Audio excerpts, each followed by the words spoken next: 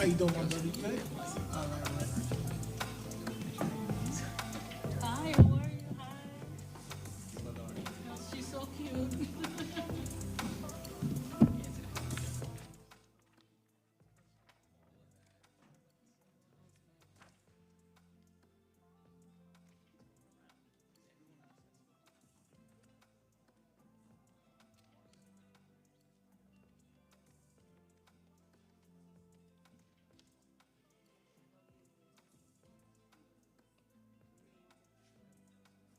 I sure will if you want me to. You want to take a picture? Come on.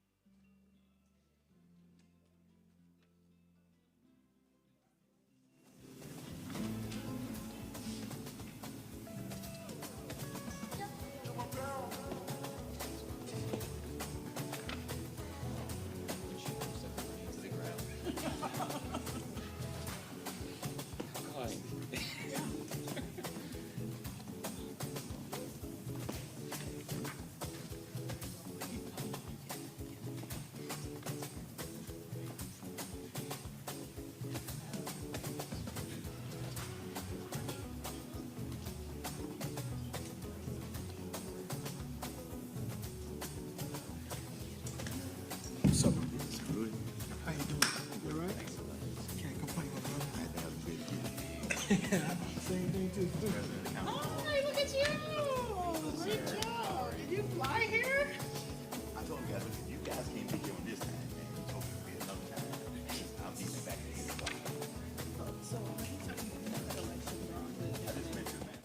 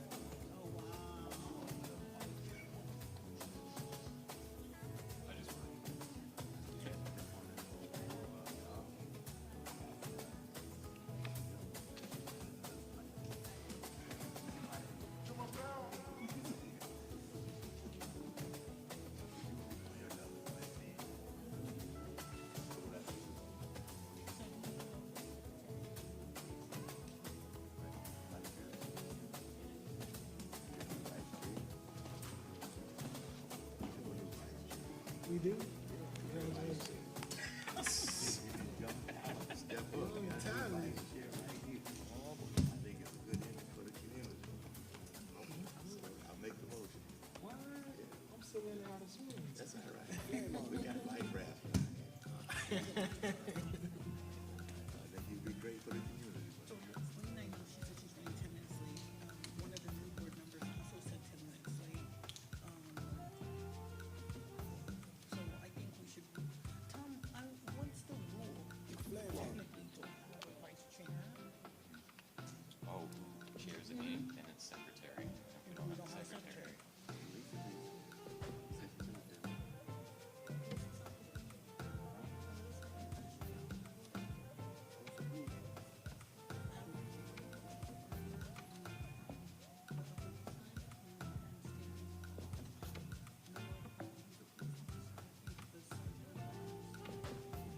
City of Miami.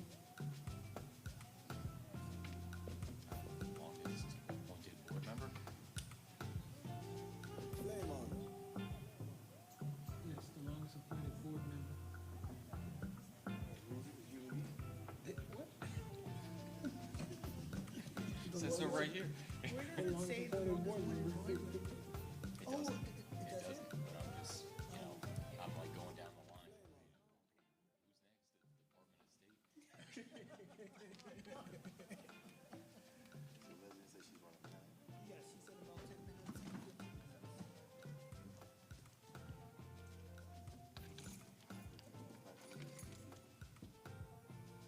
You won't know him today.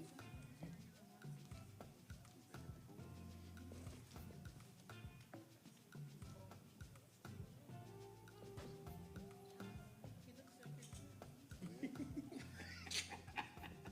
Mike's on. Your mic on. flame on it. Relax.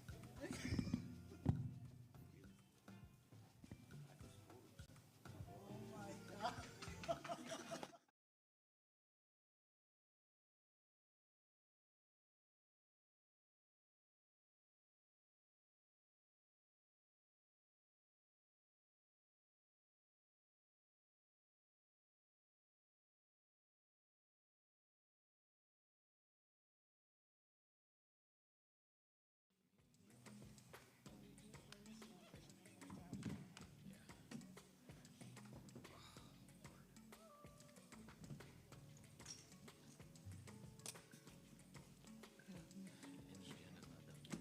Let's say, okay, what kind of advice would you give me to a person who's going into business and development? What do you do? Is it you or not? It's just me. What do you do? Well, I've already established the business, so I've been doing research into different kinds of development. I work with the police department and orders. I would definitely try to have something. Yes. You know, niggas ain't gonna do it. But you wanna be able to show them first. Every joke I make. One. So I want you guys to be able to shout it.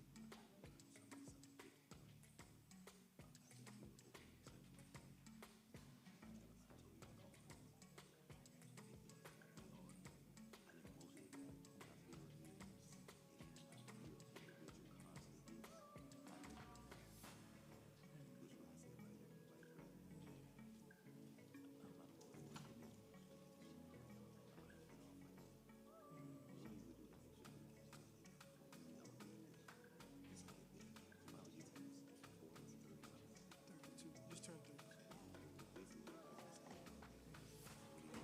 most of the time, I feel it is, individual constantly is, which what I say about your vice president. I'm not going to work with you. You ain't would do that for sure. You know, it's like that. If I was you, it's 40, 30. 32, just turned 30. Basically, what I'm saying. What do you want? You see, that's what you want.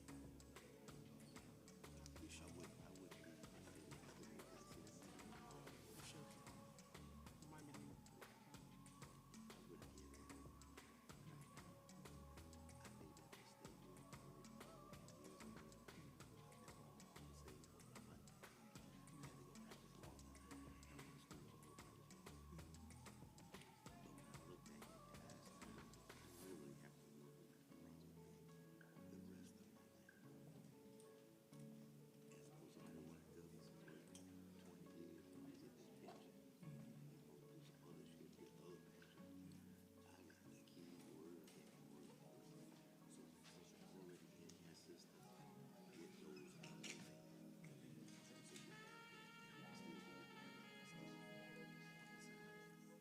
because I was looking into like infield blocks, and I noticed that, depending on what commissioner, because I've spoken to a couple different commissioners in the county, and you can acquire this lot, but of course you're restricted to certain, guidelines.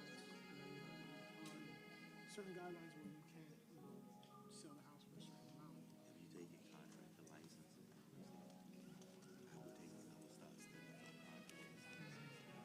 Even if you don't want to be around somebody that's a developer, you need to know what everybody is doing in the scope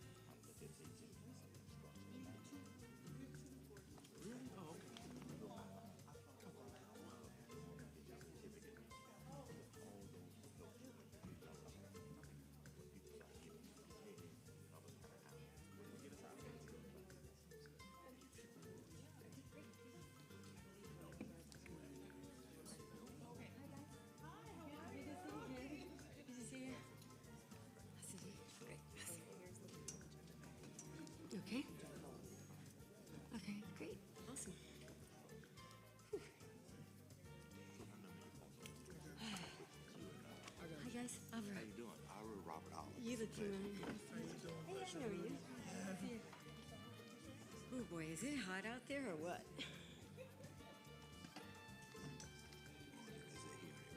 Okay.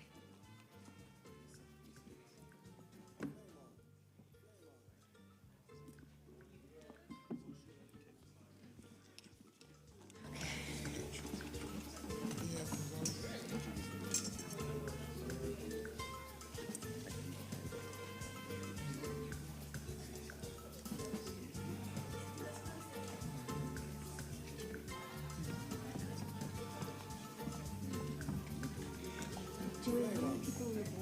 We have 5 board members. Everybody's pretty firm. Okay, and how many, for quorum, is it? Oh wow, that's good. 100%. I was interested in the show. When I drive around, I look at friends and teams meeting, I go to different seminars. I'm like,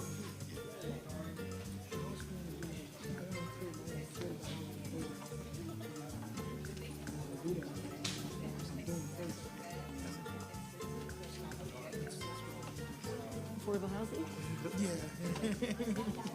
Numbers don't work. Yeah. Yeah. Whole lot of subsidy. You gotta get grants. A lot of grants, a lot of government assistance. Have you ever billed before? I do a lot of it. Yeah, but I just delivered 44 affordable housing units in Overtown. I did 24 in Little Haiti, and I'm gonna do more, but it's super expensive to build right now. And it's hard to get even 80. You can't, I mean, if you build a workforce, you wanna build 120% AMI, and you build big enough for live local, because you need the real estate tax. But if you're less than 71 units, you don't get real estate tax. So, I do that I build for a living, so. Yeah, but I can't, no, but what I'm saying is like, and I ran, and I was chairman of the Masters of Real Estate Board at the University of Miami. I sponsored the affordable housing studio for upper level architects at the University of Miami. The problem is the cost of construction. And we've looked at other building methods to try to take the costs down, and they just, nope. Cost my costs. You can't, people think, oh, there's a way to do it for less, we can cheat, we can do it faster, the banks will give us cheaper money. It doesn't happen. Banks are regulated by FDIC, and the cost of construction is cost of construction.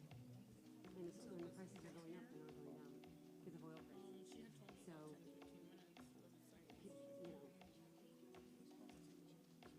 unless you get a grant or a subsidy, and if you've never built before, It's going to be even harder. I would tell you you're setting yourself up. I've done it for 35 years, and I can tell you every time it's difficult. If P&L doesn't show up, your connection to the water isn't there. You think you can do it in a year, and it takes you 2. It's super challenging. So I open sourced my last affordable housing project. It's called www.16corner.com. I open sourced it. Hey, look. Aubrey. Stanley. How you doing, my brother? We've met before. Yes. All is well? All is well. Thank you. All right. Good to have you. Thank you. Thank you. Yeah, so give it a read. I open sourced everything, what it cost me, the challenges. So give it a read, and it's just a reality check, that's all. And I got subsidies, so I was able to deliver with the CLA London. Took me 7 years. Well, I had to go through COVID. Good evening, everyone. Mic check. So, one year per building, because of the inspections and all those things. Check, mic check. And just 'cause you're full, Good evening, everyone. it doesn't go anywhere. We're going to go ahead and try to get this meeting started until the chair has the ability to get here. As you all know, today is July 14th. This is the Little Haiti Revitalization Trust. I want to call this meeting to order. Can we have a roll call? Lesline England Dorlands, absent. Robert Holland, Here. Albert Jane, Here. Stanley Paul Noel, Here. Rudy Meme. Present. We have quorum to proceed. All right, Madam Director, you want to proceed with the public comments? Please. Okay. Any person who acts as a lobbyist pursuant to City of Miami Ordinance Number 11469, codified in Chapter 2, Article 6 of the City Code, must register with the city clerk prior to engaging in lobbying activities before city staff, boards, committees, and the city commission. A copy of said ordinance is available in the office of the city clerk, City Hall. The material for each item on the agenda is available online on the city's website. Any person may be heard by the board through the chair for not more than 2 minutes on any proposition before the board unless modified by the chair. If the proposition is being continued or rescheduled, the opportunity to be heard may be at such later date before the board takes action on such proposition. The chair will advise the public when the public may have the opportunity to address the board during the public comment period or at any other designated time. Public comments are open.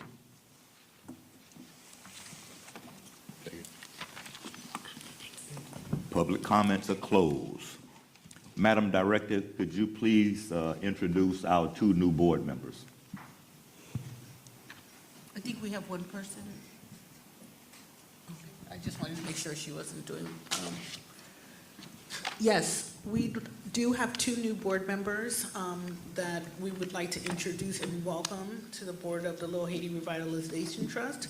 We normally have a drum corps right about now. But we don't. Oh, I feel left out.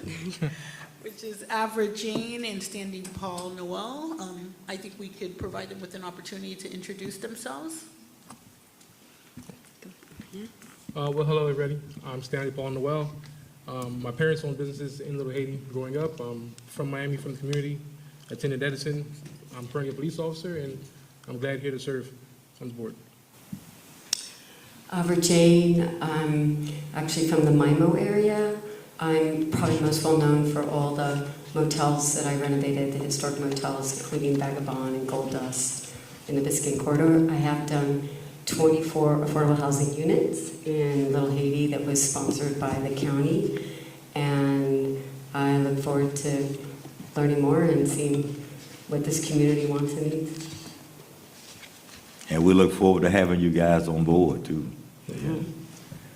So with that, Madam Director, if we want to get the order of the day going. Yes, I'd like to add a presentation to former board members of the trust to the presentations and to acknowledge Leslie England Dorlins, the chair of the board, has arrived. Good evening, everyone. Sorry for my tardiness. Okay, so the order of the day is the next thing on the agenda item? Yes, I'm adding a presentation to 2 former board members of the trust. To see. Need a motion for that? Motion. I'll move it. I'll second. All those in favor? Aye. Motion passes. Thank you. I'd like to invite Alyssa Zapata and also Ashley Toussaint to come to be formally recognized and thanked for their service as board members of the trust. I believe Ashley has been on since 2020 and Alyssa since 2021.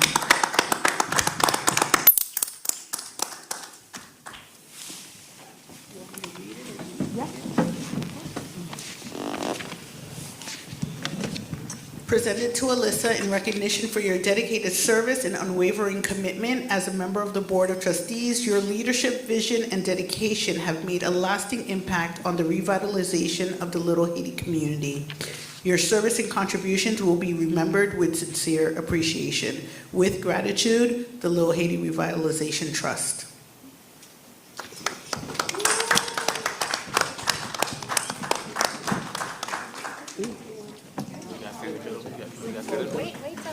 We're already taking pictures.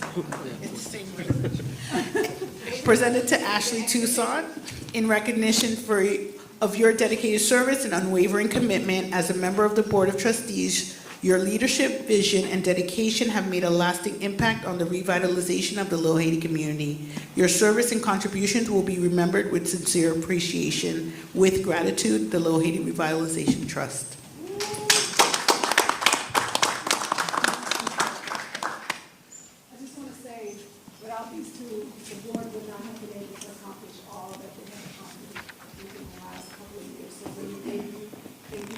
providing your support and your guidance throughout this time.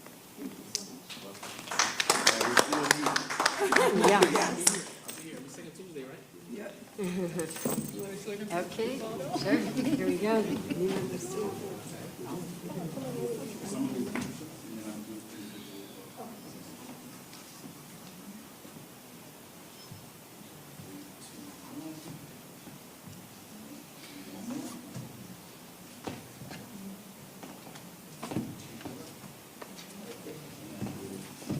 As we step out. Right there. You know how to do this, Papa Mercy. One more photo?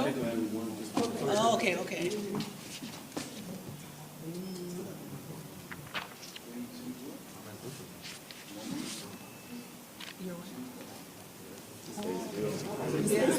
Stay still. Now you go.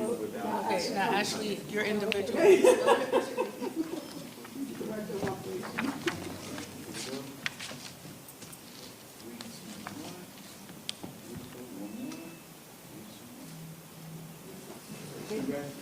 If I can ask you guys to stay there, because Okay, for checks, presentations. we have a placemaking grant presentation to the Right Fit Educational and Consulting Services. Welcome, come on down. So they're receiving $5,000 through our placemaking grant for educational courses family education courses that will take place at the Little Haiti Soccer Park starting this month in July.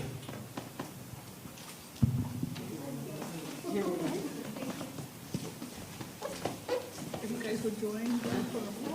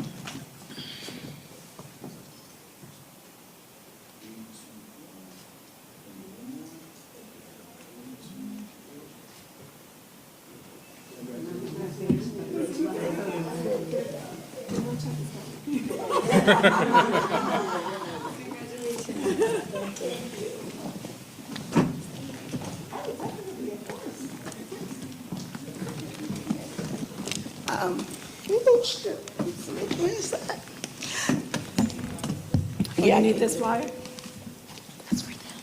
No, I don't need it. Good afternoon, everyone.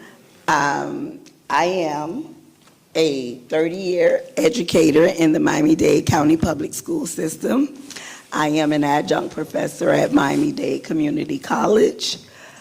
And most importantly, I am a parent of 4 children that graduated or attended Miami-Dade County Public Schools. So I believe in the public school sector. However, many of our children are being lost, are falling behind.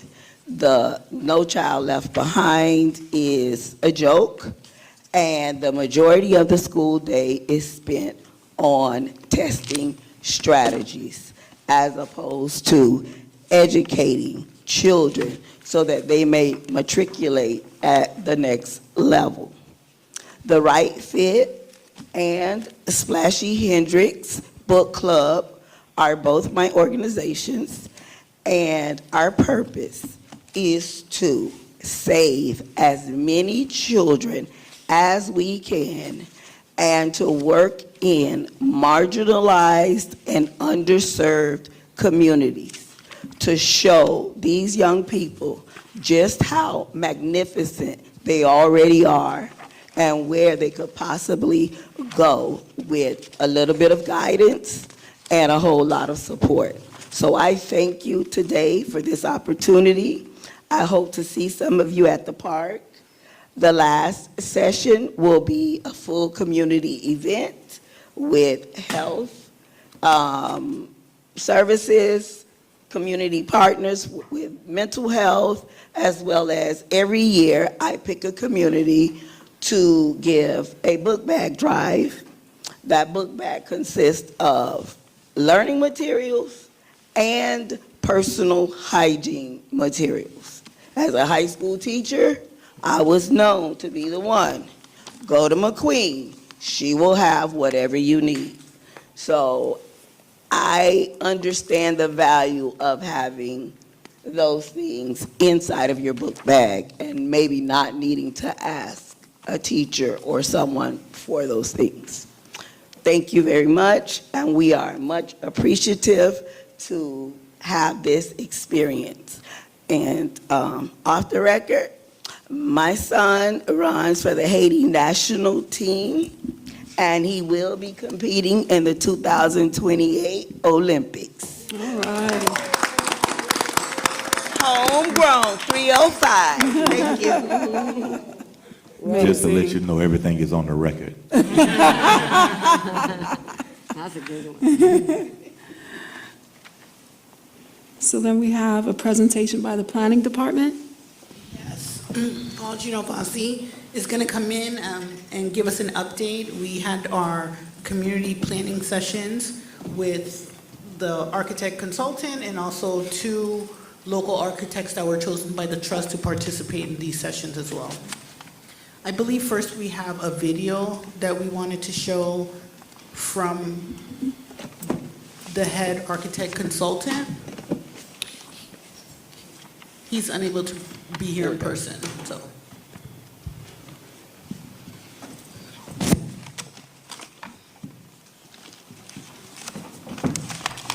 Good evening, everyone.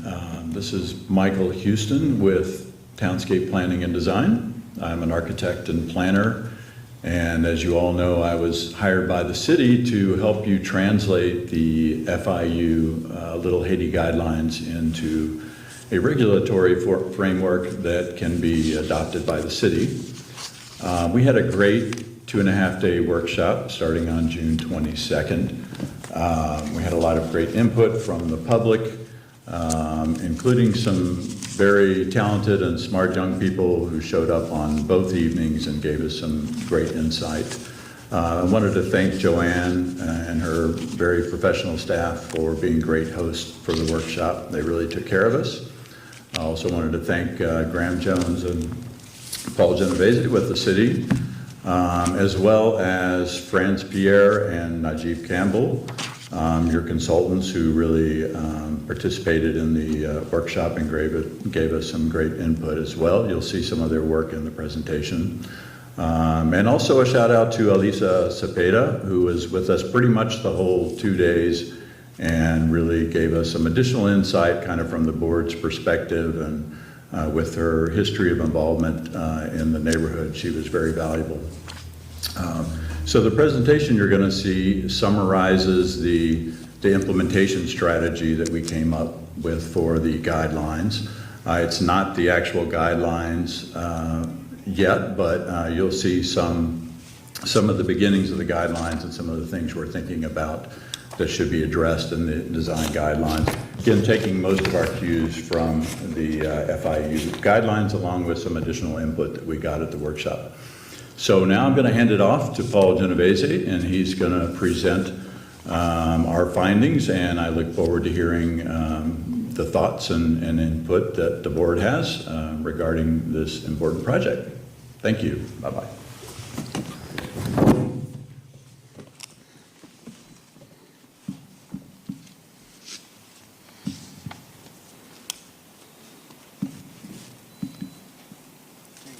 All right.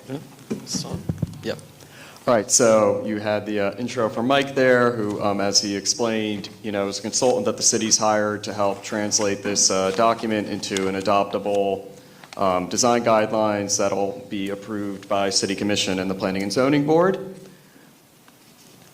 Some acknowledgements, that he mentioned, thanks to the city, to the trust, to all of you who showed up to the workshop meetings and gave us some great feedback and participation. Also our consultants, France and Najib, and the previous work that's been done. So just a quick outline of what we're going to go through tonight, kind of give a little recap of the workshop and the way that we're kind of framing things for now as we begin actually drafting the design guideline document. And then we'll give you kind of a look into what the next steps in the future timeline is. Here's a photo of some of the participants we had that were helping do a lot of the research and the work on June 22nd through June 24th of last month. This was all of us at LeCoux after we finished a tour of the neighborhood, looking at different precedents, different things happening, paint colors, artwork, buildings, et cetera, trying to get a feel for the neighborhood, what works, what might not work. And then on June 23rd and 24th, we had the actual workshop that was open to the public around lunchtime and in the evenings. You can see some photographs here, in the upper left, meetings we had with different city departments like historic preservation, land development, zoning, and then some of the different photos from the evening sessions that were open to the public, where we explained some of the concepts and drawings and took feedback and ideas from different people. Once again, just kind of reiterating, where this all started with the project last year that FIU completed for the trust, doing a design guideline concept book. So kind of our task, as you can see written there, is to take that vision and intent and set it into actual standards and guidelines that can be adopted by the city and easily be used by architects, developers, and the public in general. So this is kind of the implementation framework that our team is beginning to consider. So obviously the orange box on the left is the main bulk of what this actual project entails, which is revising and expanding these existing overlay guidelines that are for Northeast 2nd Ave, that commercial corridor. Obviously, when we got feedback and ideas from the public and from our local experts and just our experience, living and working in the city, a few other things came up that may not necessarily be a part of the design guideline document, but that we'll provide some materials on in case the trust or the public feel that these are projects that they'd like to see tackled in the future. One of those is the retrofit of Northeast 2nd Ave, which I know has been discussed for 20, 30, 40 years now at this point. We have some interesting things that we came up with that we'll show you later in the presentation regarding that. This could also expand to residential design guidelines, which wouldn't necessarily be something to, restrict residential development to certain character or elements, but more to encourage through potential grants and funding the type of architecture that, the residents, the trust, everyone here wants to potentially see. And we'll have some slides regarding that coming up. And then obviously public art being a big portion of this. We had our Art in Public Places division come out, take feedback, give ideas, and they're very excited to do more work in this neighborhood moving forward. So yes, getting into element number one, the design guidelines themselves. As I mentioned, the current design guidelines are really only one or two sentences. It's this area highlighted in the red boundary on that map there, more or less either side of Northeast 2nd Avenue from 71st down past 54th Streets.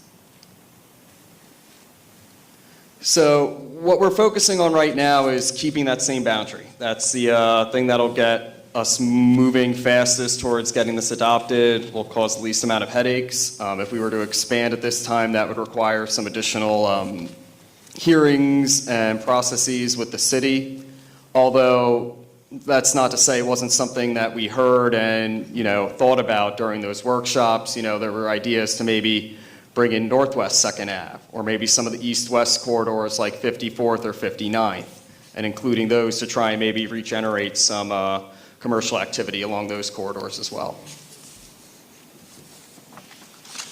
So as I said, we had that walking tour the first day. In addition, since we were doing the workshop here at the Cultural Center throughout the week, we were actually able to get out into the neighborhood as much as we needed to or wanted to and find some of these different examples of the architecture, in the neighborhood.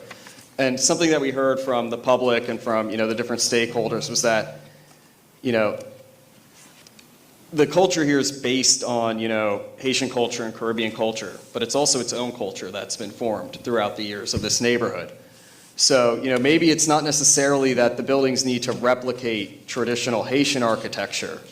Maybe there's a desire to kind of look forward and not back, but be based still in that history and that cultural fabric. So you can see kind of that evolution here, from a more traditional building to things that we have currently and kind of that mix, which is the cultural complex itself. Colors, obviously a big topic that was discussed. It's a thing that obviously it's character defining, it's a unifying element throughout, Haitian culture, art, architecture, etc. So kind of an idea that we started thinking about regarding that is that potentially it's not about pinpointing people to certain colors, mandatory, like that palette shown there, but maybe it's something where there's still flexibility, but there's, incentives or grants or something to get people to do, more specific colors that have been identified by architects and artists as being relevant. Some of the different workshop studies, one of the local architects, Najib Campbell, started looking at buildings along Northeast 2nd Ave and how, redevelopment that may come in the future along that corridor, maybe how is that shaped and how does that look to promote, retail viability, walkability, protection from the traffic, from the elements, providing shade, protection from rain. As you can see, that arcade along the bottom of the building there. You want to switch it out?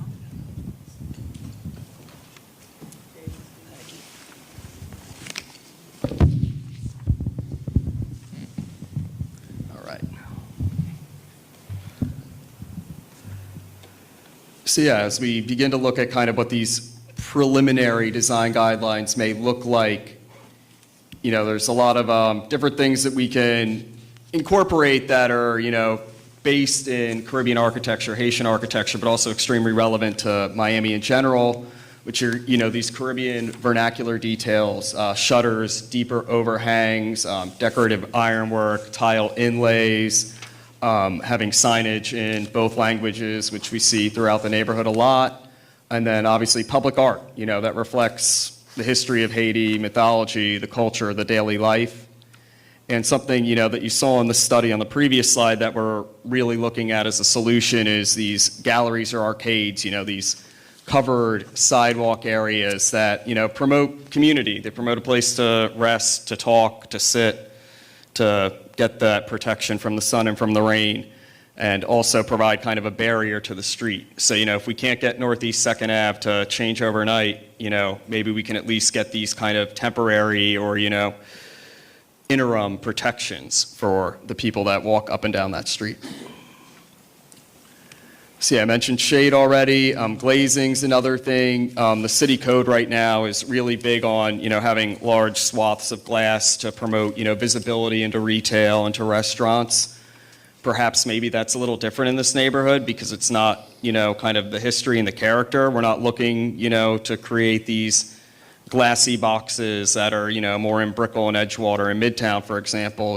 This should be more based in the historic vernacular of the neighborhood, which isn't that. So, we did some analysis on, existing buildings and how much glazing is on their facades to kind of, start brainstorming. Maybe we go from a 70% requirement that's in the rest of the city down to 50.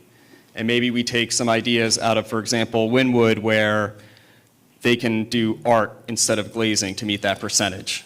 It'd be obviously a different type of art. We're not going to create Wynwood 2.0 here. It'd be something, based in the Haitian culture that would be that type of artwork. But, that's another opportunity to create more exciting, inviting storefronts that aren't necessarily this modernist glass box. And that kind of ties into the same thing with signage. We see a lot of hand-painted signage existing in the neighborhood that's been done very well. For example, not to go back to Wynwood again, but in Wynwood, you have limits on the area in square feet or linear feet that your sign can be, but you can get additional area or lengthened signage if it's artwork. So that could be something that we propose here as well, that you can do extra signage if it's artwork, whether it's, murals painted or if it's, something like the sign by Xavier over there, that's in Haiti, that's, this piece of artwork that's, based on this metal artwork that's been seen throughout the city and throughout the culture. Parking, always everyone's favorite subject. So obviously we hear it's an ongoing issue, not just here, but throughout the city. One positive thing is that for adaptive reuse, so basically when you're just renovating a building, that doesn't kick in, additional parking standards that may present a hardship for that business. However, as I'm sure you know, they don't really have a lot of parking to begin with, so that forces a lot more of that parking demand onto the street. So it is, a little more difficult for those, new projects to self-park with the smaller lots and the infill available here. Demand for parking is obviously going to increase as, more and more people come to the neighborhood, whether it's to live here or to, just experience what the neighborhood has to offer day to day. So on-street parking, obviously, it takes up space where other things could be, used within the street section, bike lanes, landscaping, sidewalks. But it's also super important for the residents and for the businesses here, to have that parking easily accessible for people who want to shop or dine, et cetera. So I think parking is going to be a big thing that we're going to look at outside of the design guidelines scope, but pay attention to in the coming months from the planning department's point of view. I mean, we heard from several attendees, residents in the neighborhood, as well as developers and business owners that, having a public garage somewhere would be huge to help support a lot of this parking demand in the neighborhood. And I know there's been a few ideas kind of bandied about where that garage may go, how the funding may be, accomplished, and it's something that, like I mentioned, in the coming months we'll hopefully look into a little more detailed from the planning department's point of view, along with Public Works and other stakeholders in the neighborhood. So now getting into the Northeast 2nd Ave retrofit. As I mentioned earlier, and I'm sure you all know, Northeast 2nd Ave, feels more like a highway when it goes through Little Haiti than it does through the neighborhoods to the north and the south. This is something obviously we as planners recognize as an issue that we would love to see rectified, but all the residents in the neighborhood realize this as well when they drive, walk, bike, etc. down that corridor. There's narrow sidewalks, clearance issues, from street trees, light poles, signage, lack of safe crosswalks or lack of crosswalks in general across the corridor. The traffic lanes are just over-designed, that they facilitate these high speeds that you see cars doing up and down. Where there are bike lanes, they're unprotected. They're, not the greatest bike lane infrastructure. And lack of trees, lack of shade. All the trees, seem to have been ripped out. So, here were some of the ideas that came from the FIU document. We got a lot of negative feedback from the stakeholders and residents when they saw these photos. For example, the one on the upper left, that sidewalk's not necessarily any wider than it was before. It's new materials, there's a new tree planted there, but it's not giving you that, wider promenade where, multiple people can pass each other, easily, and you can be walking, side by side with someone and someone can pass you. And then on the right, some of these photos of what that materiality may look like, that was also not very popular with the stakeholders and residents who showed up. It's very modern looking. It could be kind of anywhere in the city, anywhere really in the country. It doesn't, read or scream Little Haiti to you. So France, who was, one of the local architects who was helping us, he's also an urban designer. He, really took up the passion about Northeast 2nd Ave and what may happen in the future there. He came up with kind of 3 sketch concepts. The first one, which would be, this promenade where you have this very large center median with a lot of trees, as well as the trees on either side along the edge of the right-of-way. He did a corridor, which almost is kind of a linear park with a road attached to it. You can see, one side of Northeast 2nd Ave would have this much wider kind of park-like space, the street, and then, a more typical, 10-foot sidewalk on the other side. And then option C, which kind of looks at that same concept, but with the street down the middle, so that both sides have this much wider, planted, greener, sidewalk-type space. And then we also had Mike on our team he went out and took this photo when we were, doing the workshop, and then quickly threw it into AI to see, what it could look like in the future. if you narrowed it down, to just one lane each direction for traffic, you have your bike lanes moving in each direction, clearly painted and delineated there. The on-street parking to help support the retail on both sides of the street.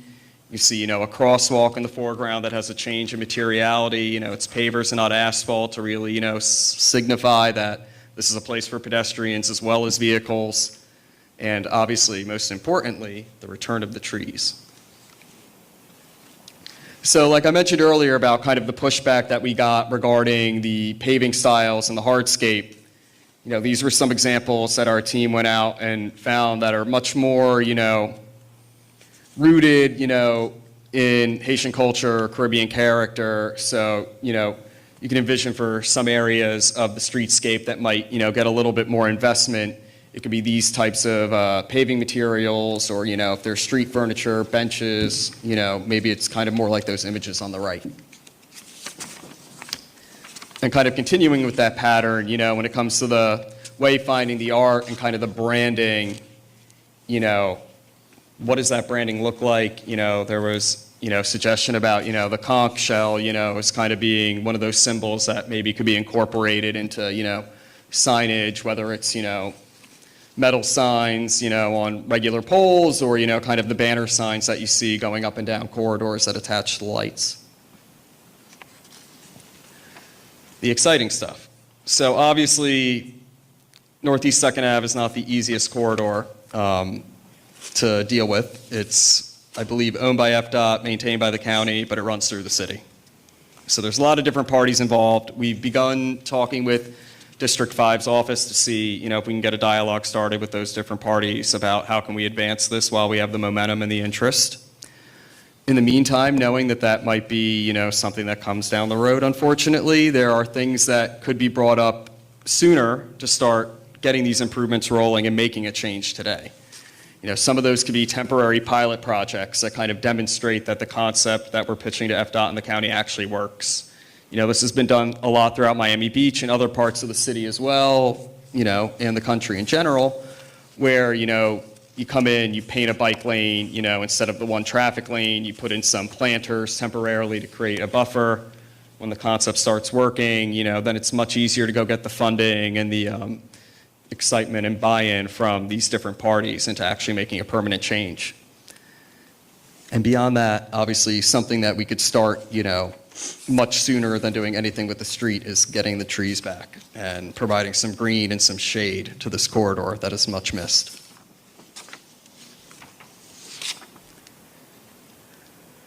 Now, real quick, touching on residential design guidelines. So as I mentioned earlier, unless your home is kind of within that boundary along Northeast 2nd Ave, these weren't really things that, apply to the greater neighborhood, but we're kind of thinking maybe there's a way to do that through incentives, through grants, to get more buy-in, not to limit people's abilities with what they want to do with their home, but if they want to do it according to the design guidelines, making it easier for them to do it, not making it a burden if they want to make their home more Haitian in character.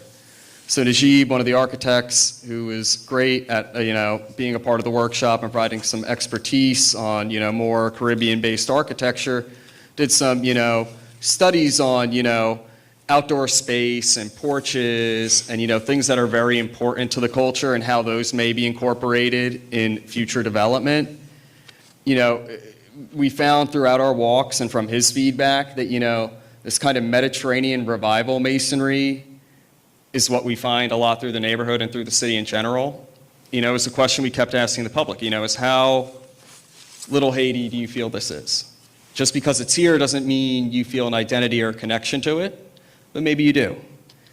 And it kind of led us to, we have this range of housing styles we see throughout the neighborhood. You have some of this Caribbean vernacular, much older, more traditional looking. You have that masonry that we just spoke about, that med revival. And then you kind of have the white box, the sugar cube that we're seeing pop up all over Miami right now. So, we kept asking, we hear from some of the commissioners, from different, people in different neighborhoods in the city, they hate the white boxes. But we got some interesting feedback, from the stakeholders and residents who showed up to the meetings that, they don't necessarily dislike them. So, it's how can we kind of get across this spectrum and get a little bit of, what we need out of each. And it's kind of what I've been hinting at, throughout the presentation, that, maybe to get that Caribbean vernacular, it's more incentivizing through grants. And then, potentially if, we hear loud and clear that we don't want the sugar cubes and the white boxes, maybe there's ways in the design guidelines to discourage that without totally banning, that kind of typology or creativity from an architect. And yeah, those might expand into the actual entirety of the neighborhood, not just the little red section. That's the corridor. And then finally, public art. Murals play an important role in this neighborhood. They do in a lot of neighborhoods, but especially here because, unlike maybe a Wynwood where the art's kind of international now and maybe doesn't have this connection to even Miami in general, the majority of the art in this neighborhood not only is a connection to Miami, but to this neighborhood specifically. And it's something that, not only do we want to maintain, but we want to expand throughout the neighborhood. And, we had some artists show up who gave us, showed us some of their work, some of the other, works in the culture that they admire. And it's things that, we've had in conversation with art in public places in the planning department. And they're very excited to kind of, build upon these good precedents and, incorporate more public art, especially for Northeast 2nd Ave in that corridor. Why does Little Havana have their roosters all throughout their corridor and we don't have something like that here? It'd be great to have a similar project. So real quick, next steps. Since the city kind of goes into recess next month, there's no board meetings or anything, that's going to be our time to really write these guidelines up, get a good draft document ready. We've been speaking with Joanne about maybe just having a meeting with the board to present that draft at some point to get early eyes on it and early feedback. Following that, the next time all of us are here on September 8th, we would actually throw that draft document up here, take questions, get feedback from you all. That would lead us into the following month, having a presentation of the final draft of that document in October. Same thing that month, taking it to the Planning and Zoning Board for their approval. And then that would then get us into the cycle of going to City Commission for first and second readings for adoption. And that's it. I know it was very long. Thanks for listening. If you have any questions, you can take some now. And then also, you can find all my information on the city website in the planning department. Paul Genovese, Chief of Urban Design. If you have any ideas, photos you want to share, of buildings you like or elements you dislike that you don't want to see, please shoot me an email. We can schedule a call. Would love to get additional ideas and feedback for any of you that weren't able to be a part of the workshops.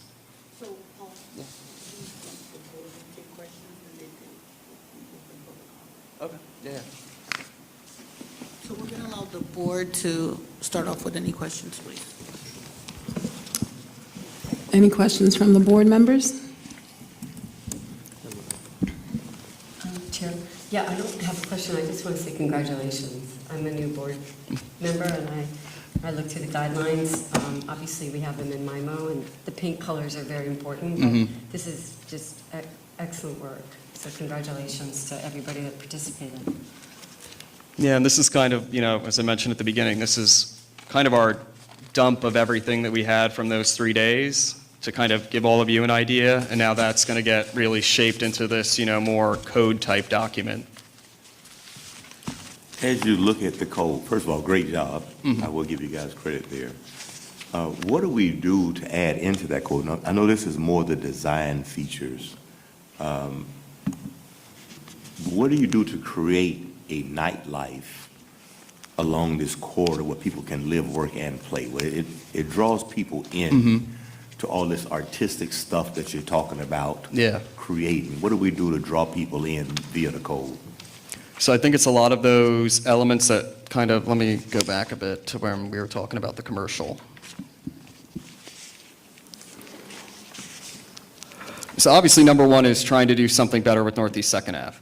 At the very least, getting those trees replanted, providing that shade, providing that sense of greenery that makes it feel a little more welcoming and that you want to spend some time there. I think the inclusion of arcades or galleries, like the image on the left shows, not only is it an architectural typology and character that's very common throughout the Caribbean and Haiti, it's also just great for the climate that we live in Miami. There's a reason why it's popular in the Caribbean, because it provides the shade, the protection from the elements, the heavy rainstorms, but it also provides a place to hang out. Like you can see here in the photo, there's some cafe chairs and, tables outside. It's that additional area to congregate, to have this sense of community, to have these, encounters, all time of the day, even at night, creating these third places is what we call them. It's not, the street itself, it's not the business itself, it's kind of this place in between where you can, have a chat, have a drink, have a coffee, with whoever you stumble upon or who you meet up with intentionally.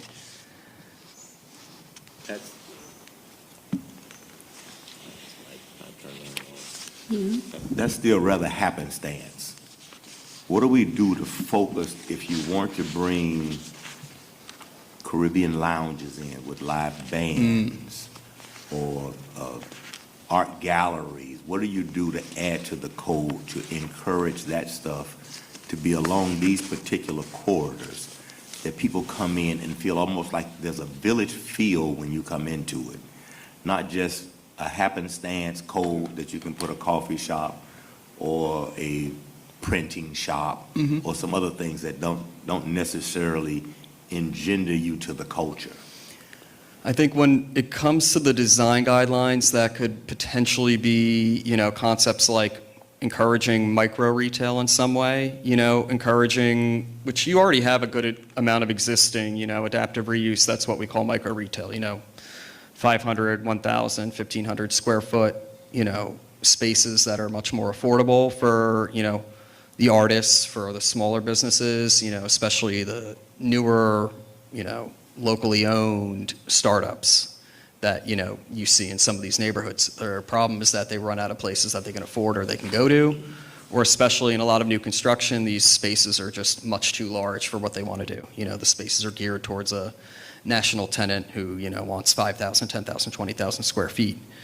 So micro retail might be able to tackle that. When it comes to kind of the types of businesses, the vibe, the culture, all of that, an idea that was brought up during the workshops that could potentially be, another thing that goes, right after the design guidelines is an NRD, so Neighborhood Redevelopment District, which we've seen, work in Wynwood. Wynwood Norte has one as well. Little Havana is in the process of doing one in the coming months for their eastern section of the neighborhood. So an NRD would kind of set these incentives that are aligned, with the demands of the neighborhood for, not just development, but for potentially the, character of the businesses along the corridor, the types of businesses. That could also be supplemented with a business improvement district, a bid. Little Havana's doing that as well. So they're going to have that, redevelopment district for the more residential section, the business improvement district to kind of reinforce the culture that they've built along Calle Ocho, as well as, providing more unified wayfinding, signage, better maintenance and cleanup for their sidewalks and for their street. So there's different elements, unfortunately, probably not under the design guidelines, but things that we discussed, with residents and with different stakeholders the other week that could be, projects that we tack on at the end. I did have a question, and the same sentiments. Great job. I see a really good kind of work product from that FIU stand, so very excited because we were a little bit concerned and worried at that point, but we see the light at the end of the tunnel. I did have a question regarding the Main Street alternative, because I know you talked about, of course, parking is definitely going to be an issue, but what would be the impact of having that Northeast 2nd Avenue become a 2-lane street? What would do that? What would the impact be for ingress, egress for people entering and leaving? Like, have we looked at that impact? What does that look like? So obviously, if we went down that road, there'd be traffic studies and all the proper engineering studies completed. in my opinion, just as an urban designer, is that the issue with traffic right now along Northeast Second Ave is actually because you have north of here, Little River and going further north, and then south as you hit Design District, it goes down to this type of a street section. It's one lane in each direction. So depending on the time of day and whatever, the rush hour flow is in which direction, you're getting a bottleneck because it opens up in Little Haiti, and then whether you get to the north end or the south end, it necks back down. If we're keeping a consistent section the entire way, you're not going to get those bottlenecks anymore because it's just going to be one lane the entire way. And I think what all of us realize, you don't need to be an urban planner to see this. Why do these two other neighborhoods have these narrower streets, speed limits are lower, the sidewalks are wider, there's the parking that protects you from the traffic? Their retail performs better and people like to walk there more because it feels safer. And then as that same street comes through Little Haiti, it suddenly opens up and feels like Biscayne. 2 lanes, cars passing by much faster speed, the speed limit's even listed higher. So a big part of this that will make these businesses more viable and get people to hang out more on Northeast Second Ave is if we take it back from the vehicles and make it more for the pedestrian. Thank you.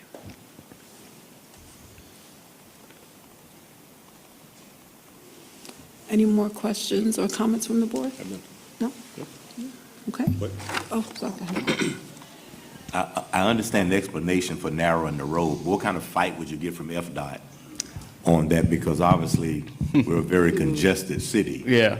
And so when you start closing arteries, So that I think tends to be a problem. I think it's 2 things. It's what I just mentioned that, the rest of the street is one lane each direction. Why isn't this little section, through Little Haiti not the same way? Also, in the planning and traffic world, there's this concept called induced demand, which is basically when you add lanes, it just invites more cars and actually causes more traffic. It doesn't reduce traffic when you add more lanes to a highway or a corridor. So that could be part of that. And, France, who got, real into the Northeast Second Ave redesign, he actually did a lot of research into other streets and other examples throughout Miami-Dade and the rest of the state where they have this issue of ownership, maintenance, and jurisdiction like we have here, where it's FDOT, the county, and the city all involved in some way, shape, or form. And he actually realized that Miracle Mile in Coral Gables, when they redid their street and put in all the beautiful pavers and new trees and everything that they did in the last 10 years or so, they had the same issue. And what happened was the city basically took over ownership temporarily to do the improvements, and then it was handed back to FDOT and the county. And France made phone calls to the engineers who completed that project, the city of Coral Gables. So we have a lot of good research and insight onto how they tackled all these issues that, we've been told in the past, oh, it's insurmountable, it's too many people, it's too many jurisdictions. But if Coral Gables can do it, why can't we do it here? So that's something we're definitely going to look into with the District 5 office.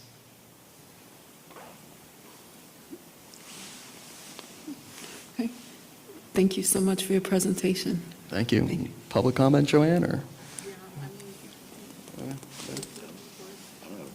I don't problem. We can motion for it. I move to allow the 2-minute public comment. I'll second. All those in favor? All right. Motion passes. So public comment is open to anybody who wants to come up, comment, ask a question, up to 2 minutes.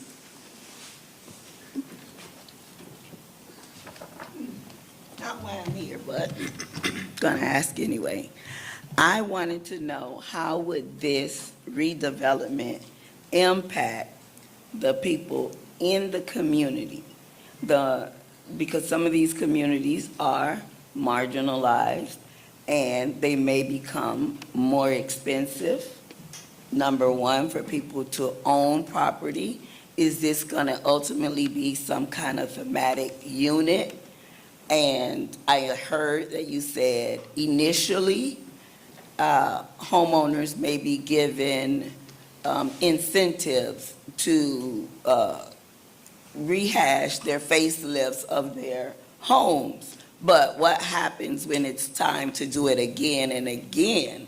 Because will there be a HEP board governing what is appropriate for this thematic unit? Or how is this gonna work? Is this just like, if you do, you do, and if you don't, it's okay? Then how will it look? I am a native of Coconut Grove. We are Little Bahamas, and in Bahamas, they have Little Coconut Grove. However, the sugar cubes took over, okay?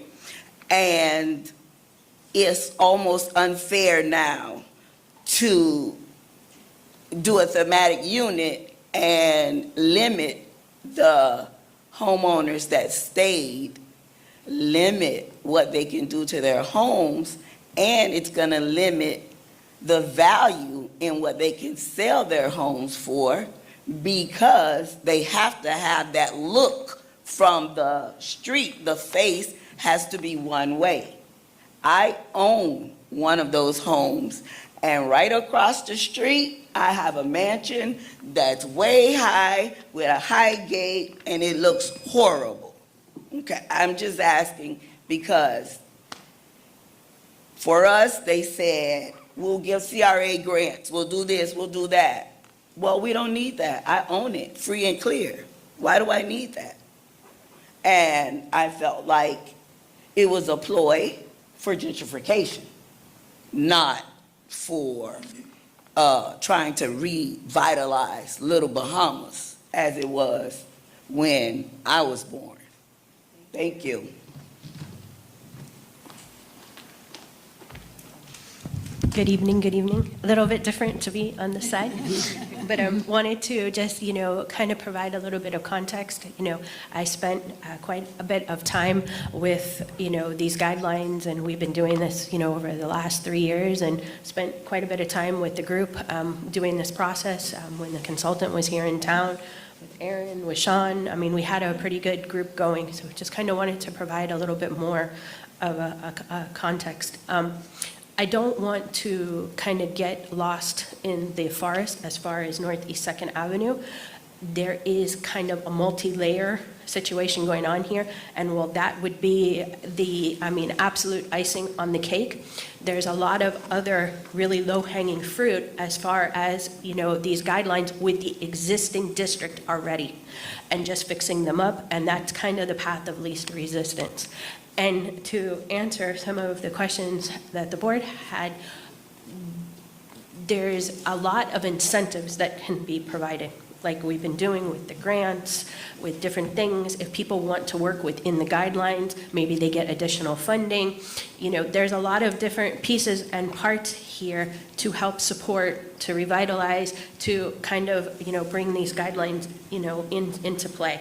Part of this development process is figuring out who's going to carry the guidelines, whether it's HEB, whether it's planning and zoning, whether it's UDRB. There will be a board that does look at this and, will further this into the future. This isn't just, we do the guidelines and we leave them there. There's more to this. This was our first attempt. This is very near and dear to my heart. We've been working on this for a long time. So while I would love to see the street revitalized, this is a little bit of deja vu for me. Fought 8 years with Biscayne Boulevard, and while we made some small gains, it is very difficult to, change, streets, update them, get all of the parties, to cooperate. But I don't want to lose the momentum for what is off the street, what is the buildings, the different street furniture, colors, all of those things that can come into play here and really help out and make this more inviting. So whatever we can do and whatever, how we can support the business community, I'm here. I'm going to stick with this project until, we see it through, because, this is a very unique area. This is really something special. So anything that, I can lend a hand with, I'm happy to do so. So thank you, guys. No, thank you, Alyssa. As she said, she was in attendance for almost all of the workshop, except when she ditched me for Palm Grove and Gabby. But and also, as she mentioned, Sean and Aaron, who are two big stakeholders in the neighborhood, attended a lot of the meetings, gave a lot of really good feedback on kind of what they've been seeing and how they see potentially moving forward and keeping things very based in the culture, as well as acknowledging that we're an evolving city. I can make a few comments, Madam Chair. Yes. All right, so this is the dilemma that most people have when they're trying to find solutions to these things. And I'll always encourage folk, we can always say what doesn't work, and I agree with some of it, but I like solutions. So I like people to kind of offer me something out. I can tell you right now with the election or the vote that's happening in November that deals with property taxes and whether or not that'll be waived for homeowners and property owners, if it passes, it would do me a benefit, personally. It will screw communities. And so a lot of these grants and incentives that you see out here now, if you think they've watered down now, wait until then.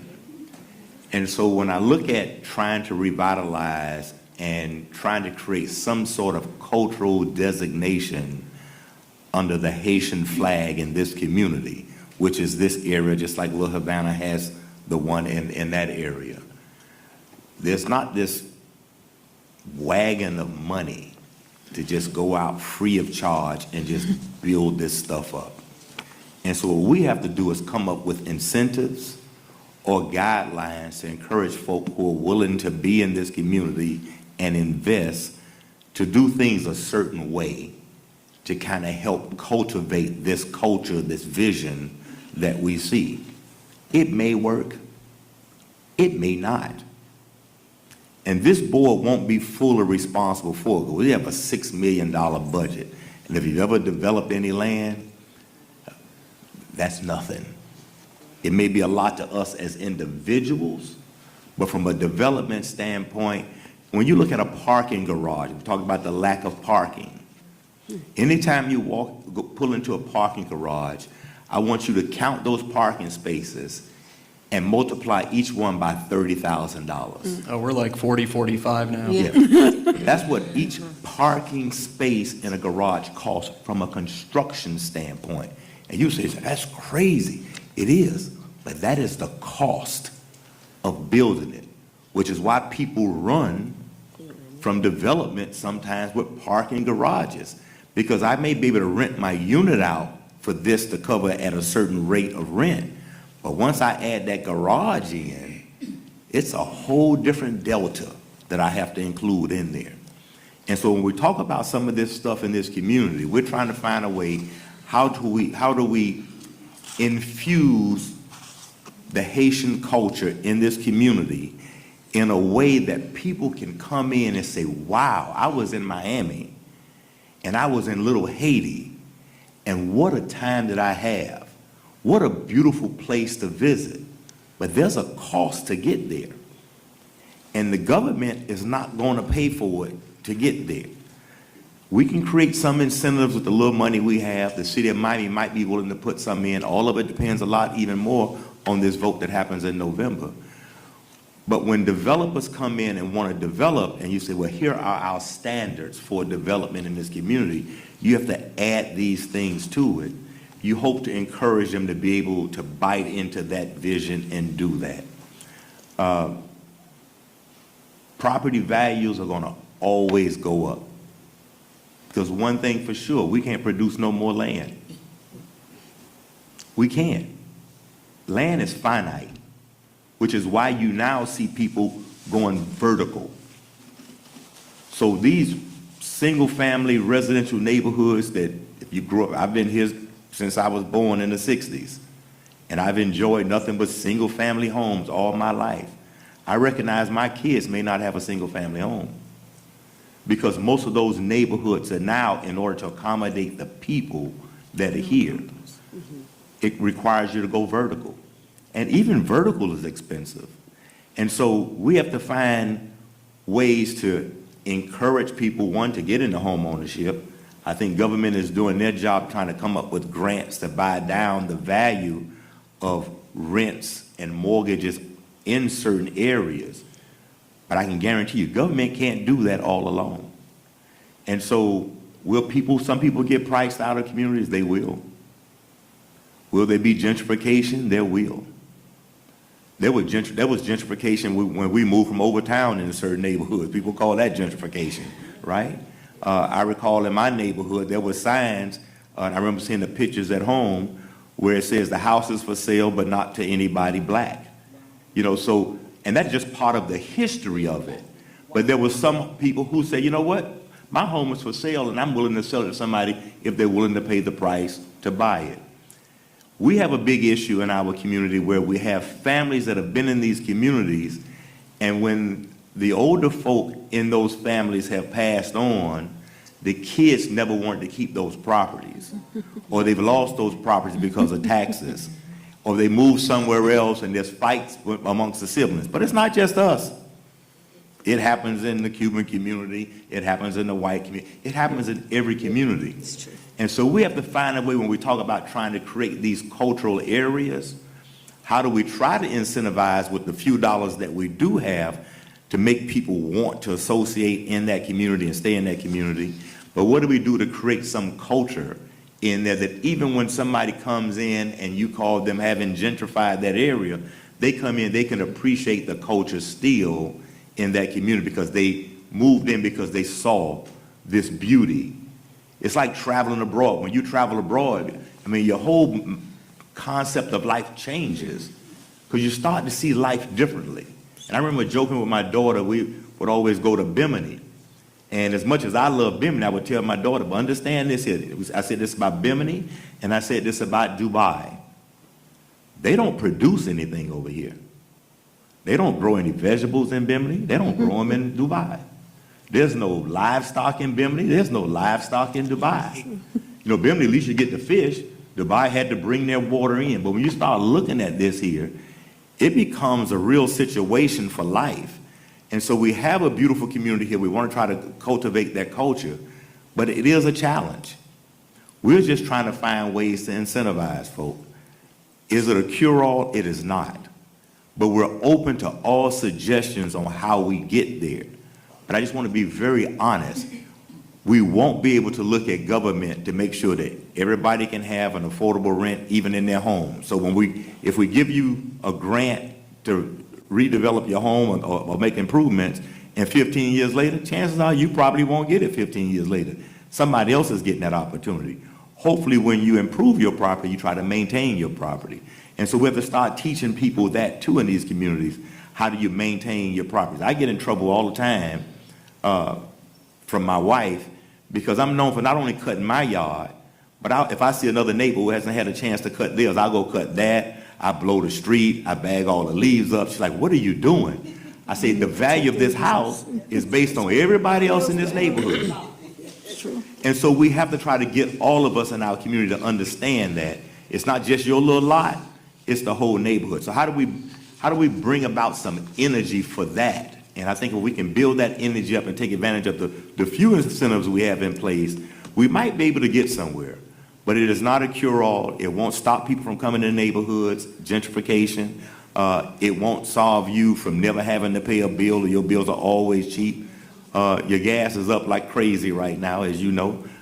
Your light bills are up. I mean, everything is going up. So you have to find a way to create these budgets to work these things out. So I just wanted to kind of address some of the concerns you have because I understand the Grove. I understand what's happening here. I understand what's happening in a lot of these neighborhoods. It has happened. They were designed for specific purposes, especially Richmond Heights, was designed to prevent or to, I guess, to circumvent the red line that was going on. Yep. And we still need to address that. When But military people were returning home, so that's why Richmond Heights came about. The reason I said is that in Coconut Grove, my little house, I don't live in it. My grandmother still lives there, but my little house costs so much money now, and people call to buy it every other day, like whatever. We told her, don't answer the phone anymore. However, Coconut Grove is not affordable for anyone that is not already there and stationed. No one can move into Coconut Grove unless you have a huge, huge coffer of money. And when we have help boards and other things that dictate windows, anything over $500 has to go before a board. And you're talking about an 85-year-old, they have even no concept. If they break their window, they're gonna just pay somebody to fix it. Now they're getting fined and fined and fined because it did not clear the HEP board. It did not clear their specifications for that thematic, if you will, unit. I had this fight. Ma'am, I'd like to thank you for your comment. Thank you. But listen to me. No, and I welcome all of that because it's not just city boards. An example, I had to put a garage door in a home down south. And my wife said to me, oh, surely we can get a garage door for like $1,000. I said, you can't. Oh, that's not true. I said, it has to be an impact door. No, it doesn't. But that's not because of city government. Those are state regulations, those insurance regulations, all the stuff now that requires a house to be hurricane proof. And so they're coming from so many different levels.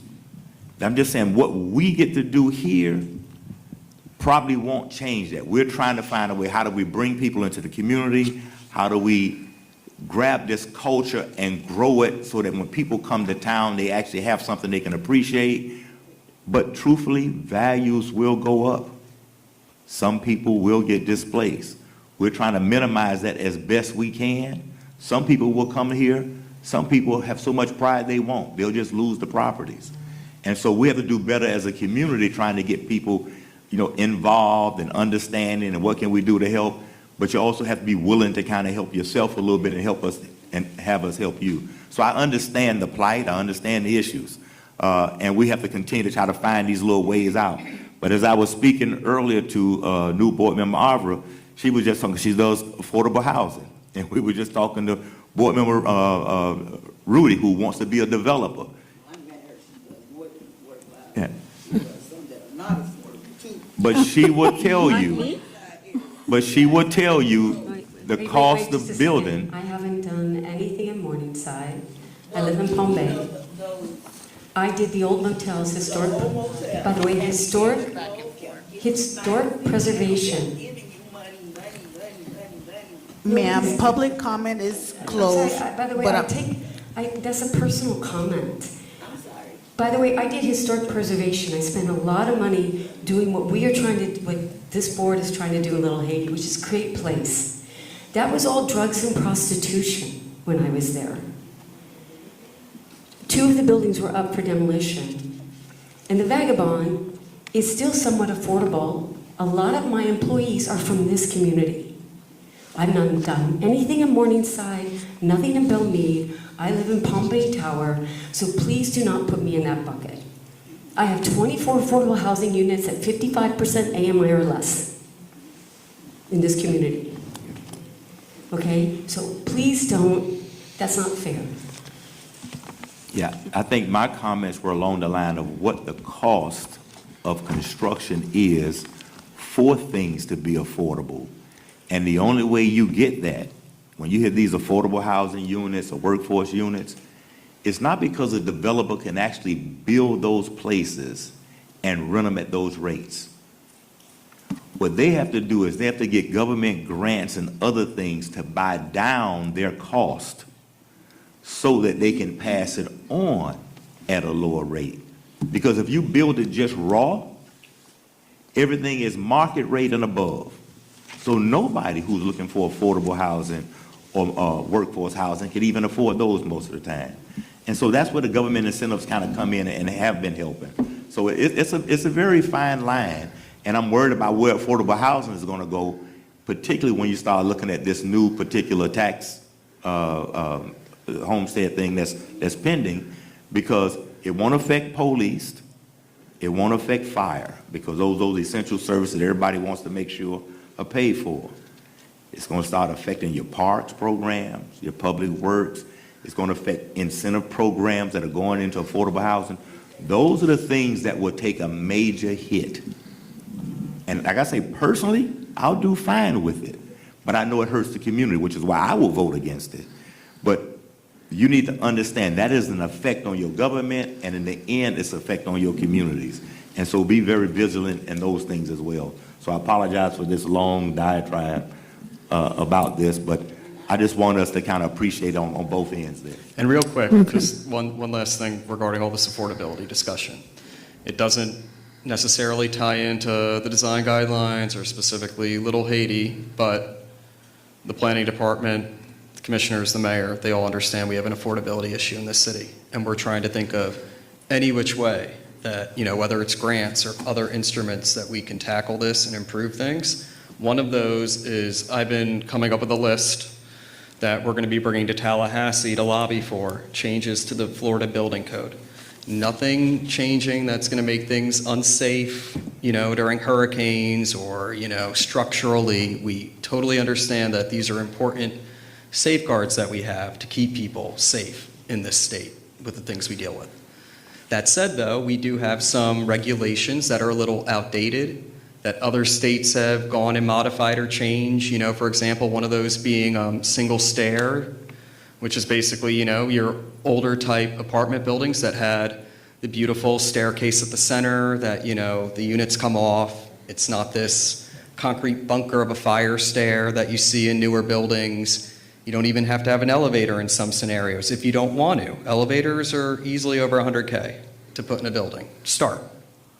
So if there are things that we can do that other states have done, that there's tons of research on, that it doesn't, make buildings less safe, it doesn't affect fire response times or cause more injuries in fire, if we can change these at the state level, they make buildings more affordable because you're not building that fire-rated stair bunker. You're not having to put in an elevator if you don't want to. You're accommodating your ADA units on the ground floor in that scenario. In addition, do you know that in the state of Florida, if you do anything over 2 stories, or more than 2 units attached to each other, a duplex, you're putting in fire sprinklers. Fire sprinklers are super expensive to put in. Tons of other states around the country, that's not the case where, if you have a 3-story townhouse, you need to fire sprinkler it. Or if you do 3 townhouses attached to each other, you need to fire sprinkle. So it's things like this that we might be able to maybe make a change in the building code that'll lower the cost, to build the housing, which in turn lowers the cost when you go to purchase it or rent it. Okay, thank you for your presentation. We'll go ahead and move along in the agenda.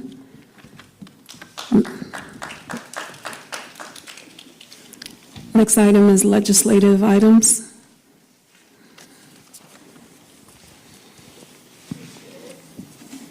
Is the approval of the minutes? I'll move the minutes. Second. All those in favor? Motion passes. We'll skip 4B, we don't need an absent waiver. 4C, 4C is the resolution for our upcoming fiscal year budget for fiscal year 26-27. The resolution, the master plan, which must accompany the budget, is also attached for your reference. We as a board have to approve the budget, and then it's submitted to the commission, and it's usually passed in the month of September with the city's budget. I have provided with you the template that has been provided by the city to us for us to complete. We have information also in regards to our previous budgets.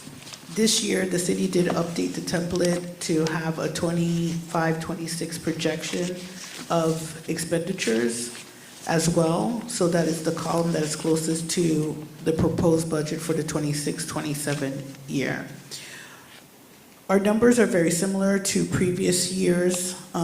Some differences include the 3% cost of living increase that is received by employees, also a reclassification of employees. We also will be providing life insurance in addition to health insurance for this upcoming fiscal year as well. We did see that there was an increase in cost for health insurance for this current year, so we're estimating that additional cost as well. And those are the major changes. I also will say that we did do a transfer to the city of Miami's Community Development Department this current year for 155, where 155,000 for the 2 homes that were completed, and a prepayment for future payment. There's also a reduction of the age of private organizations for the grant programs that we do every year. We reduced it about $150,000, which is how much we've dispersed this year. And that's for accumulation of all the programs. I'm not sure if anybody has any questions in regards to the budget. I have a few. The 3% cost of living is just in this year's budget, right? Or is it ongoing 3% every year? So in our SOPs, we did approve in 3% every year. What about the life insurance? The life insurance, this is the first year that we're going to be providing for it. And what was the rationale for that? That employees, to provide them with an additional benefit, the total cost for the 3 full-time employees would be $12,000 a year. And we're trying to provide benefits that are similar or up to par to being a City of Miami employee. And the health insurance, is that on same par as the City of Miami? I would say no. I think the benefits that we receive, we originally had started at 50% for employee, then we went up to 100%, but we have to have a private insurance. We do pay a slightly higher rate because we're such a small team that we are not able to get larger discounts when we go into a healthcare company. Is there a reason why we can't join on to the city's insurance? Because we're not city employees. We are employees of the trust. So we're not allowed to be on the city's insurance. I just have, I'm sorry, were you? Go ahead. So I'm seeing an increase of $40,000.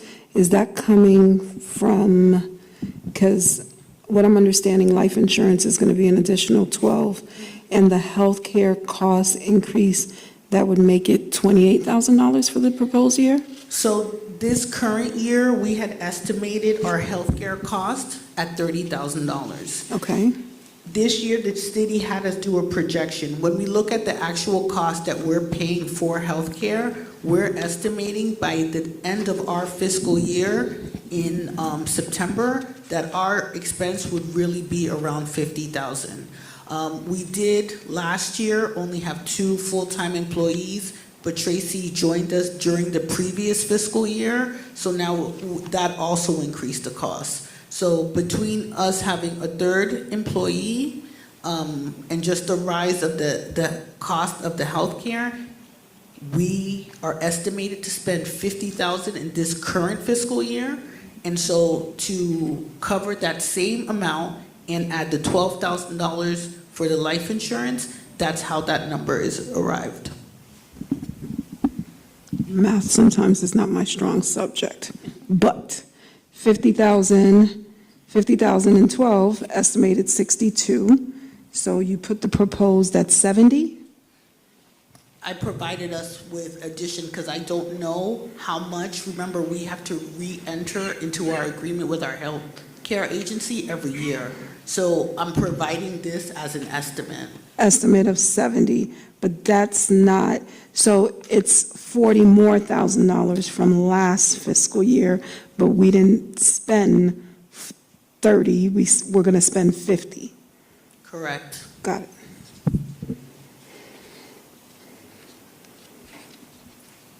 And just walk me through 100% health insurance. So we pay 100% of your insurance costs? So originally, when we first got health insurance about 2 or 3 years ago, I'm sorry, I want to say about 2.5 years ago, in our original SOP, we had the employee paying 50% and then the trust paying 50%. Upon additional research in which we looked at other trusts and other city benefits, we saw that employees were receiving 100%.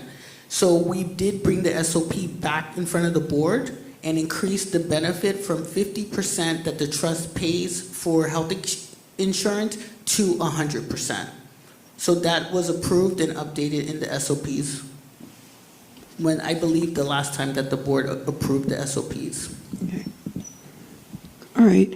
We may definitely understand health insurance costs, but I don't think there is, and I know we voted on it, but I don't think there's an employer in the world that covers 100% of health insurance. The employee has to pay something into that. So that is something we definitely have to take into consideration. Yes. So, yeah. So, okay. That's it. That's all my questions. All right, so I will move the motion for purposes of this fiscal year, but ask that we come back and show additional information as it relates to the insurance, because I too agree that typically employees pay some portion Something. of the insurance. And I'm not totally familiar in all the jobs that I've had that somebody paid life insurance for me, but I might have been at the bottom realm of things. I'd like to revisit that, but only for this purpose. It's not because I don't think the employees I deserve are it. worth it. Yeah. I think we have an amazing set of folk working with us. My concern is we have such a small budget. We're not government. We're a trust. And as much as I would love to give all the benefits of a car and all the other stuff that some city employees get or county employees get, we don't have the benefit of that kind of revenue coming in. And typically what we're doing is we're kind of more, and I said this several years ago when we talked about some of the rehab money, I talked about giving it out as a low interest loan that's forgivable over a certain amount of time. And if you end up selling the property before then, that money comes back in to try to at least have revenues coming back in. We have to create a revenue stream some kind of way. Right now, we're just primarily grants and giving things out. So those buckets of monies are going to constantly go down each year. And I don't want to not have a great impact in the community, because I think if you have a great impact in the community, you might be able to get people to justify putting money back into the trust. But if they see we're very top-heavy, we have these great salaries and benefits, but you're doing very little in the community. In fact, what you're putting into the community should be 10 to 20 times what you're taking in salary. And I don't know if we are at that point yet. So I just want to caution us as we look at who we are to see how we can become better at revenue generation and then streamlining some of the top heaviness that we have if it's these benefits that are beyond what others have. But I don't have a problem, since it's in the SOP for this year, making the motion to approve it for this year, but we need to bring that back for next year. That's my motion. Before we vote on the motion, am I allowed to do that? Say something? Okay. So in looking at the expenditures, one of the things, as to the life insurance, we have a category, we have a line item for fringe benefits, which I don't think we've ever tapped in. So really, this $12K for insurance, really net is really $7,000 for the year, because they're moving the line item. So $7,000, and I have been in every job, probably only 2 in my lifetime, but the state does provide a basic life insurance, and then the employee has to pay if they want anything additional. But basic life insurance, 15, 20,000, yeah, it's a HMO type situation. So when we're just looking at the numbers, at least for the life insurance, $7,000, like I would be okay with that. Just really want to revisit the health insurance portion, because I think there should possibly be some, the employee has to pay into their health insurance. I mean, in anything, with any health insurance policy, that's usually the norm. But definitely life insurance, $7,000 is not something that is a big deal. But now you had a motion, I'm sorry, do you have to restate it? So I'll second the motion Okay. that was made and to revisit some of the insurance discussions for next year. All those in favor? Motion passes.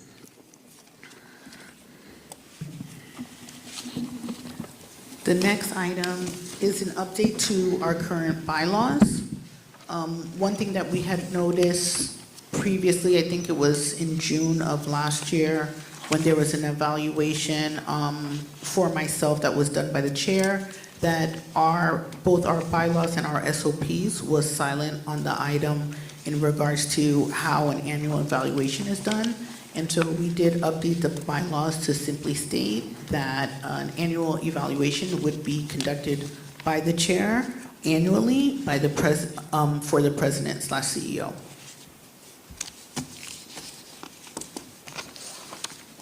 You need a I can't, resolution? yeah, I can't motion. So moved for the new legislation incorporating the evaluation of the president of the Little League Trust. Second. All those in favor? Okay, motion passes.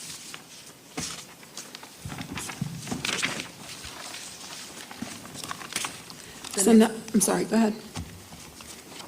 No, I'm going to move forward with the CEO report. Yep. First is administrative updates. We have been working toward doing a new website for the trust. We have been working with the city administration. We hope to have that launched by the end of this month.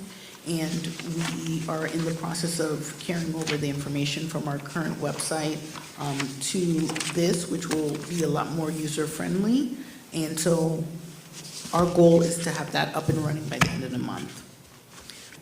Next, we talked Paul talked about our workshops that we had, 2 full days of public outreach in order to get information back, and we worked with the planning department. One of the things that we did implement was 2 local architects as recommended by the board. We did pick a Jamaican and a Haitian architect to participate on the behalf of the trust through that process. Next, we have our update for our Haitian Heritage Month sponsorship grant that is provided by District 5. We have submitted almost all the reimbursements to the city for those grants. We have about 4 grantees who have not submitted their reimbursement documents as of yet, but we're close to closing out that program for cultural events that happen in the month of May. Next is the list of the placemaking grant, which is our newest grant program that we have launched. We've received 10 applications so far, and tonight we presented the check to the most recent placemaking grant recipient. After placemaking, we have our scholarship program, in which I believe we've received so far 30 applications. We are still reviewing a few. Hopefully, now that it's summer, the kids will be able to provide their updated information so that hopefully by the next month, we'll be able to do some scholarship presentations there. And I just wanted to correct myself. I said it was 30, but I believe it's 33 applications that we've received for scholarship as to so far. As far as small business grants are concerned, we are still working to try to execute some that have been pending for a while for different reasons. We also did receive a new or updated application, and we do have 2 that are currently conditionally approved that we're still trying to put out those dollars as well. For community engagement, it was, I think after 52 years, Haiti participated in the World Cup, so we did host some watch parties for the 2 games that were played here to provide the community an opportunity to watch the games for free. I'd also like to recognize Sunny Jean of La Caille Mama. He had a Father's Day event at here at the Little Haiti Cultural Center on June 30th, and it was also the kickoff for our Strong Fathers, Strong Families program that we do with Catholic Charities. And so because he had a Father's Day event where he was providing services, we were able to try to solicit some participants for that program there. So I just wanted to provide him a thank you for having that event here at the Cultural Center on that day. And then finally, we do have the financial report with our year-to-date expenses and annual expenses as well. I'm not sure if there's any questions in regard to the CEO report. No, Joanne, just making sure the new board members are brought up to speed regarding what each program that we have, criteria, all of that, making sure they have that information. Yes, I did have onboarding conversations with each of the board members and provided them with a presentation that detailed each of our programs that we have now. Yeah, received and reviewed. Okay. We have, next is, any questions from the board members regarding the CEO report? No. Okay. Go ahead. So the first discussion item is that since we do have two new board members, there are officers that are vacant as of now. So we do need to elect both a vice chair and a secretary. I'd like to make a motion to nominate Rudy Mimi as the vice chair, as a young gentleman out of the neighborhoods. I think it would be important to have that image there. Do you need a second? I'd second that. All those in favor? Aye. Aye. Motion passes. Congratulations. Thank you, thank you. My second motion, and hopefully it's not rejected, would be for one of the new board members to serve as secretary. I'm big in, That's you, by all means. I'm not very good at taking notes. so with that, I will nominate Stanley Paul Noel as the secretary. Did that strategically. I second. All those in favor? Aye. Aye. Motion passes. Congratulations. Congratulations. Right, one more item, discussion item? Yes, then the last discussion item is that I received an invitation from Councilmember Rita Joseph of the City of New York to attend their first annual Compa Day event. Last year, they were able to pass by resolution that Compa Day is celebrated in New York. So they sent me this invitation, and I'm bringing it to the board to request permission to attend.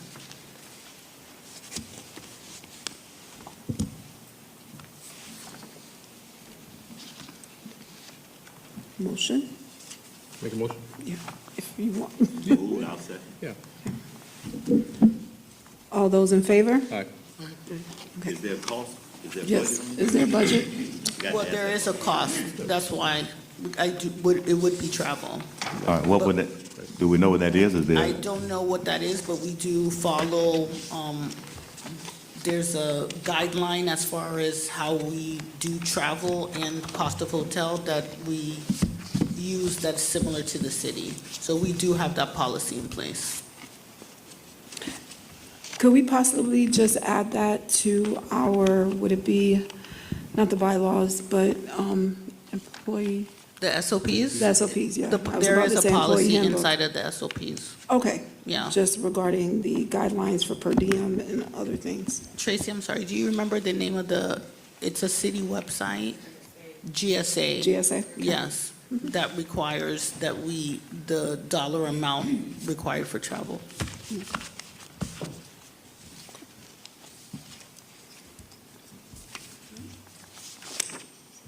Are there any other agenda items? No, there's no additional item. Okay. We are on recess until September 8, 2026. Enjoy your August off, and meeting is adjourned. We follow the same.